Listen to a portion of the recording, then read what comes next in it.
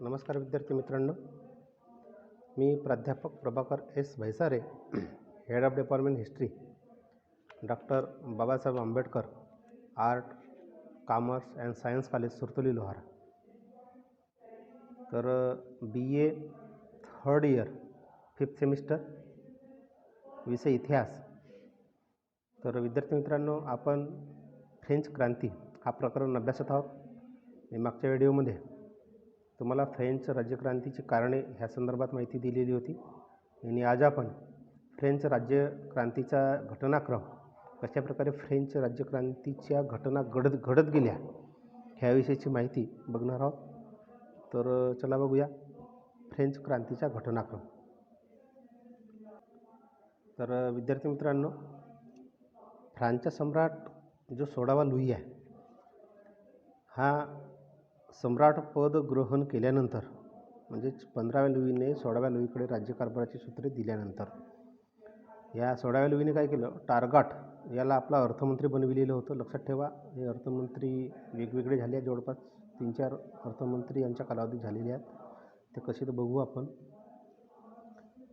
टारगॉट ह्याला आपला अर्थमंत्री नियुक्त केलेलं होतं.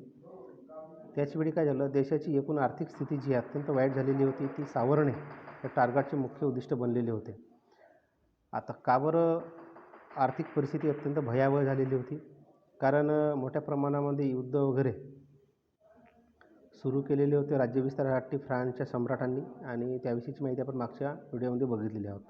तर ह्या सर्वांच्या वर तोडगा म्हणून टारगॉटने काय केलं की सरकारी खर्चात काटकसर झाल्यास फ्रान्सला कर्ज काढण्याचं कारण नाही, असं त्याचं म्हणणं होतं. आणि राज्याचे उत्पन्न वाढण्यासाठी उद्योग आहे, व्यापार आहे, कृषी आहे, ह्या व्यवसायांना चालना द्यावी लागेल, हे असे त्याला वाटले. आणि ह्याच भूमिकेतून टारगॉटने काय केलं, सरकारी खर्चात बरीच मोठ्या प्रमाणामध्ये कपात केली आणि बचतीचे धोरण अवलंबिले. पण पैशाची उधळपट्टी करण्याची चटक लागलेल्या लोकांनी त्याच्याविरुद्ध आरडाओरडा सुरू केली, त्याच्याविरुद्ध तक्रारी केल्या. आणि अशा लोकांनी नंतर मेरी अँटायनेट जी आहे, 16व्या लुईची पत्नी अँटायनेट, हिच्याकडे तक्रार केल्यानंतर त्यांनी राजावर दबाव आणला अँटायनेटने, आणि राजा कणखरवृत्तीचा नसल्याने तिच्या दबावाला बळी पडला आणि त्यांनी काय केलं, टारगॉटला पदमुक्त केले, त्याला त्या पदावरून हटवून टाकले, दूर केले. त्याच्यानंतर दुसरा व्यक्ती जो अर्थमंत्री झाला त्याचं नाव आहे नेकर. नेकरची नियुक्ती करण्यात आली. हा सुद्धा कपातीच्या धोरणाचा पुरस्कर्ता होता.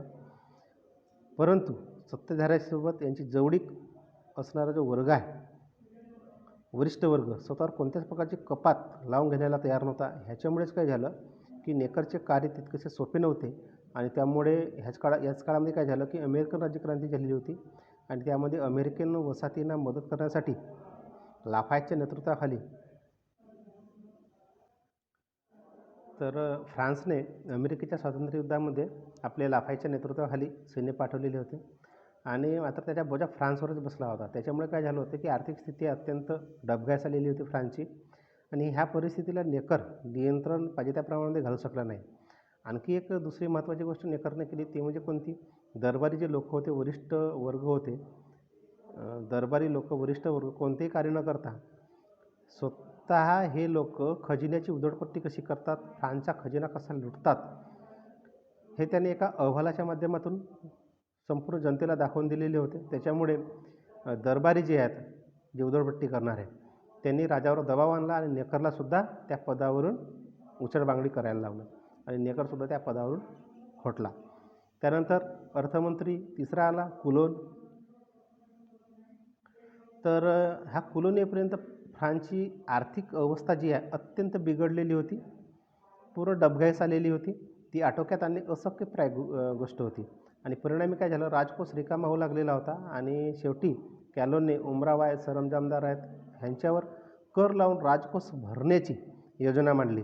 मात्र ह्या गोष्टीला प्रचंड विरोध झाला. आतापर्यंत कर न देण्याची चटक असलेली जी मंडळी होती, यांनी स्वतःवर कर लावण्यासाठी जी गोष्ट कुलोनने केलेली होती ती कधीही स्वीकारार्ह बाब त्यांना नव्हती, त्यांच्या पुचणीच पडत नव्हती. म्हणून कुलोनचीसुद्धा हकालपट्टी करण्यात आली. आणि त्याच्यानंतर आला ब्रिया. कोणानंतर?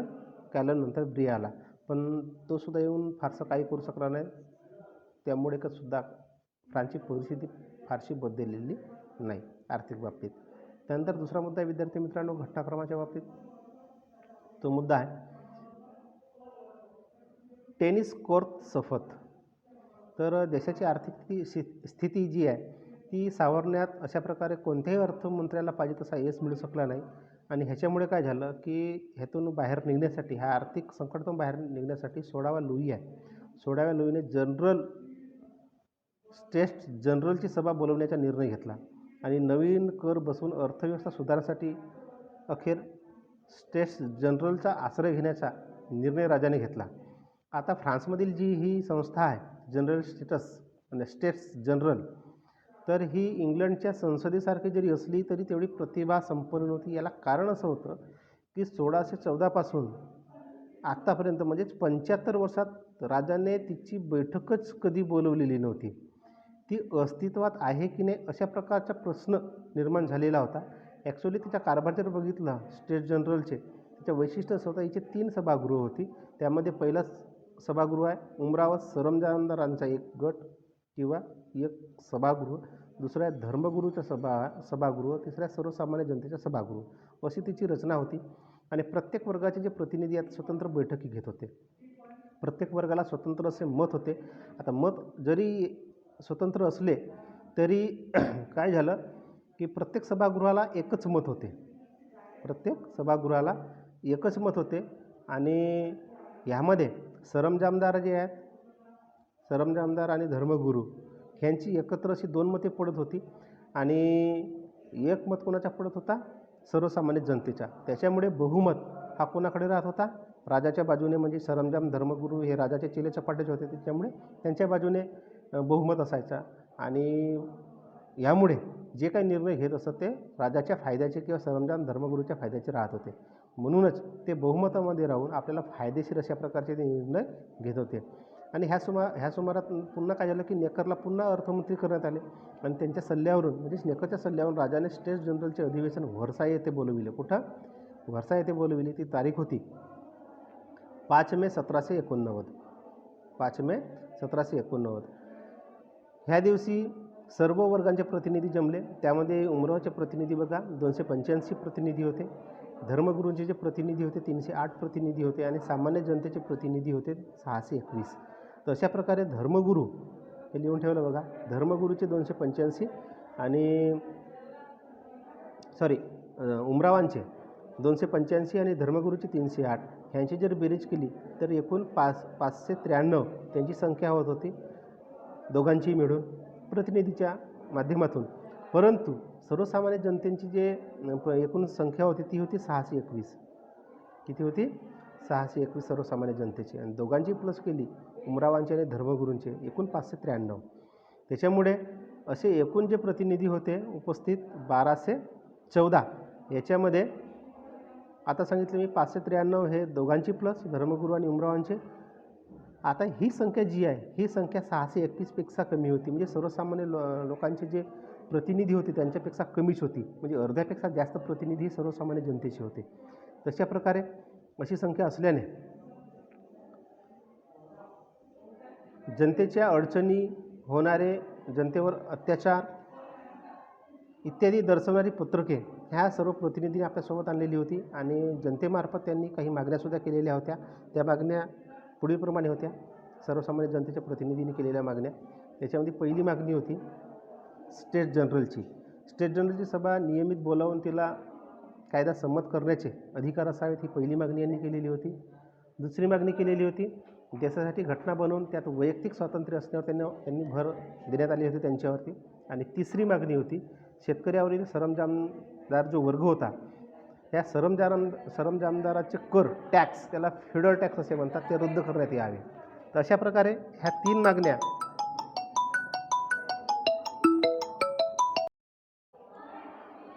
अशा प्रकारच्या ह्या मागण्या सामान्य जनतेच्या सभागृहाने सम्राटासमोर ठेवल्या. आणि ह्या मागण्या समोर ठेवत असतानाच जमलेल्या प्रतिनिधींनी ह्या मागण्या समोर ठेवत असतानाच जमलेल्या ज्या प्रतिनिधींनी राजाबद्दल कोणत्याच प्रकारचा विरोध मात्र दर्शवलेला नव्हता. आणि मात्र एक प्रश्न असा कायम होता की तो म्हणजे सर्व प्रतिनिधींनी एकत्र बसावयाचे होते. कोणकोणते? सरंजामदार, उमराव आणि सर्वसामान्यचे प्रतिनिधी सर्वांनी एकत्र बसायचे होते. आपल्या वर्गाची स्वतंत्र बैठक घ्यायची होती. पण बरेच दिवस झाले की ह्या गोष्टीचा मात्र निर्णय झालेला नव्हता. शेवटी वाट बघून थकले सर्वसामान्यांचे प्रतिनिधी आणि पहिले ते जो वर्ग होते सरंजामदार आणि धर्मगुरू, ह्या प्रतिनिधींना आपल्याबरोबर येण्याचे आवाहन केले, परंतु त्यांनी पाहिजे तसा रिस्पॉन्स मात्र दिला नाही. शेवटी सर्वसामान्यांच्या प्रतिनिधींनी काय केलं की 17 जून 1789ला सर्वसामान्यांच्या प्रतिनिधींनी स्वतःला राष्ट्रीय सभा म्हणून घोषित केले आणि हाच फ्रेंच क्रांतीचा आरंभ होय किंवा सुरुवात म्हणायला पाहिजे. अत्यंत महत्त्वाचा हा म्हणजे पुरावा आहे. 17 जून 1789 रोजी सर्वसामान्यांच्या प्रतिनिधींनी स्वतःला काय केलं की राष्ट्रीय सभा म्हणून घोषित केलं आणि हाच फ्रेंच क्रांतीचा प्रारंभ बिंदू आहे. पण राष्ट्रीय सभेला दडपून टाकण्याचे राजाने ह्यावेळी ठरवले होते, म्हणून राष्ट्रीय सभेचे सदस्य सभागृहामध्ये गेले असता त्यांना सभागृह लष्कराने आपल्या ताब्यात घेतल्याचे आढळून आले.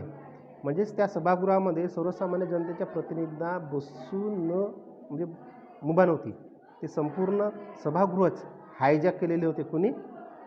ह्या राजाने किंवा राजाच्या लष्कराने. म्हणून ते यांनी काय केलं की जर आपल्याला सभागृहामध्ये बसू नाही देत तर ते जवळचे एक टेनिस कोर्टवर गेले आणि त्या ठिकाणी त्यांचा एक नेता होता बेली, सर्वसामान्य जनतेचा. त्या बेलीच्या अध्यक्षतेखाली जमलेल्या सदस्यांनी फ्रान्सची घटना तयार करण्याची घोषणा केली आणि फ्रान्सची घटना तयार होईपर्यंत आपण एकजूट राहू, घोषणासुद्धा करून आपण एकजूट राहू जोपर्यंत घटना तयार होत नाही तोपर्यंत. आणि ह्या घटनेला फ्रान्सच्या इतिहासामध्ये टेनिस कोर्ट शपथ म्हणून ओळखले जाते. टेनिस कोर्ट शपथ 20 जून 1789ला ही घटना घडलेली आहे, लक्षात ठेवा. त्यानंतर सामान्यांच्या प्रतिनिधींचे हे कृत्य वरिष्ठ वर्गाला ॲक्च्युलीच पसंत पडले नाही आणि जनप्रतिनिधींची चळवळ ही दडपून टाकण्यासाठी राजांवर त्यांनी दबाव आणला मोठ्या प्रमाणामध्ये. आणि ह्यानुसार काय झालं की 23 जूनला सर्व प्रतिनिधींची एक सभा बोलविण्यात आली. त्यामध्ये राजाने राष्ट्रीय सभेची ही जी कृती आहे आतापर्यंत केलेली ही बेकायदेशीर ठरवली आणि तिन्ही वर्गांनी स्वतंत्र एक सभा घ्यावी असं त्यांनी राजाने सुचविलं, सम्राटाने सुचविलं. आणि हा जो आदेश होता राजाचा, हा वरिष्ठ प्रतिनिधीच्या दृष्टिकोनातून एक डावपेचात्मक विजय होता. म्हणून त्यांनी काय केलं, राजापाठोपाठ त्यांनी सभागृहसुद्धा सोडले. आणि मात्र एक गोष्ट झाली की त्या सभागृहातून सर्वसामान्यांचे जे प्रतिनिधी आहेत हे मात्र तो सभागृह सोडले नाही. तिघांना एकत्रित बोलवलं राजाने, तिघांनी एकत्रित सभा घ्यायचं ठरवलं, परंतु त्या सभेमध्ये 2 वर्गाचे प्रतिनिधी नसतील, धर्मगुरूचे आणि सरंजामदारांचे, तर बहुमत आपल्याकडे आहे किंवा राजाचा आपल्याला विरोध असत आहे असं त्यांना वाटलं आणि त्याच्यामुळे ते उठून तिथून निघून गेले. कशाकरता निघून गेले? कारण ही जी राष्ट्रीय सभा आहे हिला नेस्तनाभूत करायची होती, ही चळवळ दडपायची होती म्हणून. परंतु काय केलं, त्यावर मात केली सर्वसामान्यांच्या प्रतिनिधींनी.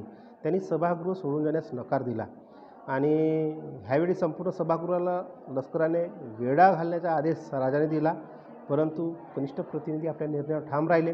त्यांचा जो नेता होता मिर्याबो याने सभागृह न सोडण्याचा निर्धार व्यक्त केला. त्याचबरोबर सदस्यांना जो हात लावील त्यांना देशद्रोही मानण्यात येईल असे कडक शब्दात सुनाविले. आणि लष्कराने सुद्धा नंतर ह्या सर्व प्रतिनिधींवर गोळीबार करण्यास नकार दिला आणि हे बाब सोडाव्या लुईला करताच त्यांनी कनिष्ठ प्रतिनिधींना सभागृहातच बसू द्यावे असा आदेश आपल्या अधिकाऱ्यांनंतर दिला. तशा प्रकारे या ठिकाणी राजा नमला किंवा राजाने नमते घेतले. त्यानंतर 2 दिवसानंतर एक महत्त्वाची घटना घडली. ती घटना म्हणजे अशी होती की छोटे उमराव आणि सरंजामदार आहेत यांनीसुद्धा आणि धर्मगुरू हे सुद्धा राष्ट्रीय सभेला येऊन मिळाले 25 जून 1789ला. आणि खास वटहुकुमाच्या माध्यमातून राजाने 3ही वर्गाच्या प्रतिनिधींना एकाच ठिकाणी बैठक घ्यावी असा आदेश दिला. आणि परिणामी कसं झालं की सर्व परिस्थिती सुरळीत होणार असे वातावरण निर्माण झाले आणि राष्ट्रीय सभेने त्वरित स्वतःला घटना समिती म्हणून घोषित केले. कारण काय झालं की उमराव, सरंजामदार, छोटेवाले हे कुणाला मिळाले, राष्ट्रसभेला मिळाले. त्याच्यामुळे यामुळे अप्रत्यक्षरित्या एक दबाव राजावर निर्माण झाला आणि त्यांनी सांगितलं की आता सरंजामदार आणि धर्मगुरू तुम्ही कुणाकडे जा, सामान्य वर्गाच्या प्रतिनिधीकडे जा आणि त्या ठिकाणी एकच बैठक घ्या असा आदेश दिला. आणि त्याच्यामुळे सर्व सुरळीत होणार असं घडल्याने त्वरित राष्ट्रीय सभेने स्वतःला घटना समिती घोषित करून फ्रान्ससाठी घटना तयार करण्याचे कार्य हाती घेतले. त्यानंतरचा मुद्दा विद्यार्थी मित्रांनो, बॅस्टिलचा पडाव. तर बॅस्टिलचा पडावच्या बाबतीत असा आहे की 16 लुई चंचल आणि अस्थिर मनोवृत्तीचा होता, हे आपण बघितलेलंच आहोत. आणि त्यांनी एका बाजूला वरिष्ठ व कनिष्ठ वर्गाच्या प्रतिनिधींना बसण्याचा आदेश दिला आणि तरीसुद्धा तो पाहिजे त्या प्रमाणामध्ये सर्वसामान्य जनतेच्या बाजूने नव्हता. त्याच्यामुळे राष्ट्रीय सभेला चिरडण्याचा त्यांनी चंग बांधला आणि ह्यासाठी सर्वात पहिल्यांदा त्याने पाऊल उचललं की अर्थमंत्रीपदावरून नेकरची पुन्हा हकलपट्टी केली. कारण नेकर जे काय सुचवलेलं होतं त्या सुचवलेल्या सुधारणा वरिष्ठ वर्गाचा विरोध होता आणि वरिष्ठ वर्गांना साथ 16 लुई देत होता. तर जनप्रतिनिधींनी चालवलेली चळवळ दडपण्यासाठी राजाने लष्कराला पुन्हा पाचारण केलं. संरक्षणासाठी राष्ट्रीय सभेने मग काय केलं की अशाच प्रकारे हा राजा करत राहील, लष्कराच्या माध्यमातून आमची चळवळ दडपत राहील. तर असं करण्यापेक्षा राष्ट्रीय सभेने जनतेचे सैन्य उभारण्याचा निर्णय घेतला त्यांना तोड देण्यासाठी. आणि त्यानुसार लाफायच्या नेतृत्वाखाली राष्ट्रीय सैन्य, नागरी संरक्षक दल, त्याला सिव्हिल गार्ड्स किंवा नॅशनल गार्ड असं म्हणतात, ते त्यांनी उभारण्यात आले. आणि ह्या घटनेमुळे काय झालं, पॅरिसच्या जनतेमध्ये असंतोषाचा आगडोम उसळला. त्यांनी आपला राग व्यक्त करण्यासाठी हातात शस्त्र घेतलं आणि बॅस्टिलच्या तुरुंगावर हल्ला केला. आता बॅस्टिलच्या तुरुंगावर का हल्ला केला? कारण हा तुरुंग ॲक्च्युली किल्ला होता, फोर्ट होता, पण तो जुलमाचे प्रतीक मानला जात होता. राजसत्तेला विरोध करणाऱ्या लोकांना किंवा विचारवंतांना किंवा थोर व्यक्तींना त्या ठिकाणी डांबून ठेवण्यात आलेलं होतं. कित्येकांना जीवे मारण्यात आलेले होते आणि तुरुंग अधिकाऱ्यांचा सुद्धा ह्याच्यामध्ये समावेश होता. तर अशा प्रकारे हा प्रतीक असलेला कशाचे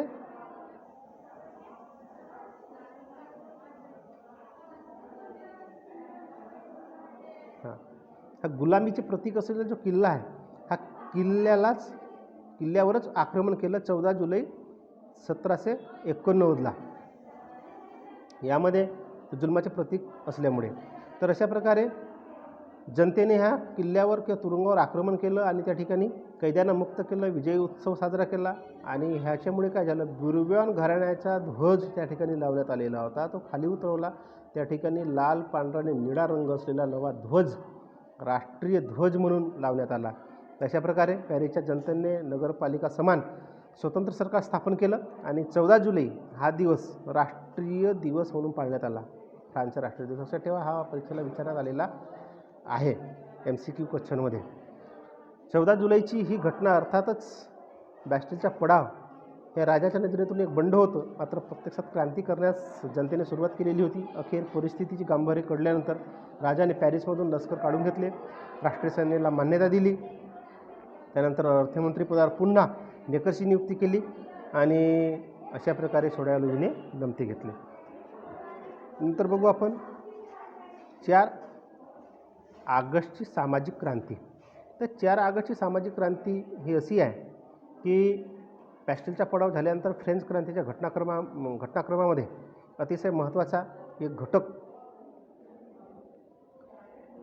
मानला जातो. त्याच्यामुळे क्रांतीचा प्रसार होऊन जनतेमध्ये मोठ्या प्रमाणामध्ये उत्साह निर्माण झालेला होता आणि आतापर्यंत अन्य अत्याचार जे सरंजामदार वर्गाने केलेलं होतं, धर्मगुरूंनी केलेलं होतं, त्याचा बदला घेण्यासाठी लोकांनी काय केलं की त्यांच्या निवासावर हल्ले करणे सुरू केले, त्यांचे धान्य लुटण्यात आले.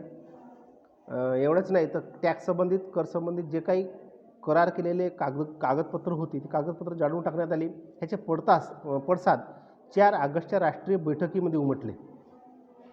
आणि लाफाचा एक नातलग होता, एक उच्च कुलीन उमरा होता, त्यांनीसुद्धा आपण स्वतःच आपल्या अधिकाराचा त्याग करीत आहोत अशी घोषणा केली.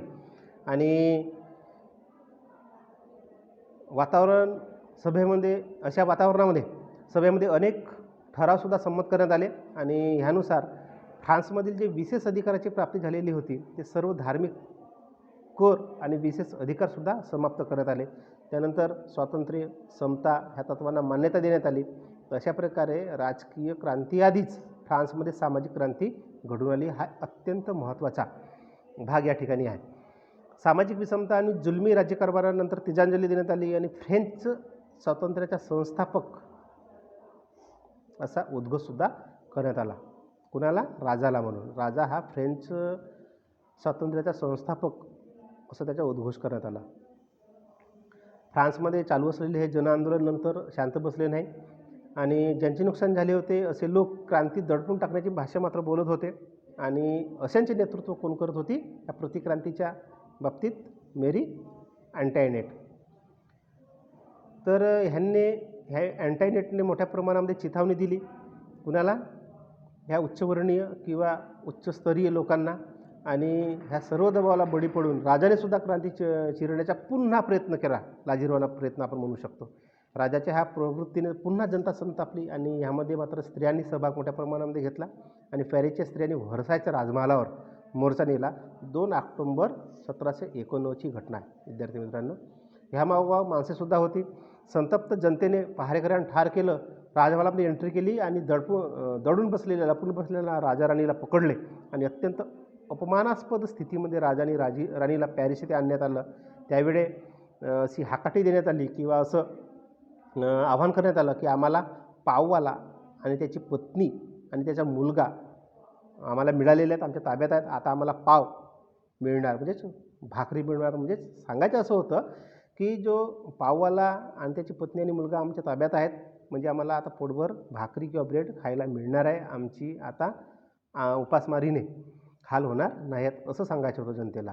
अशा प्रकारे 16वा लुई आणि मेरी अँटायनेट ह्यांची स्थिती जनतेच्या नजर कैदेत असल्यासारखी होती. तर विद्यार्थी मित्रांनो, या ठिकाणी आपण हा घटनाक्रम इथपर्यंत बघितलेला आहोत. समोरचा घटनाक्रम जो आहे मानवी हक्कांचा जाहीरनामा वगैरे ह्याविषयीची माहिती आपण नंतरच्या व्हिडिओमध्ये बघूया. धन्यवाद.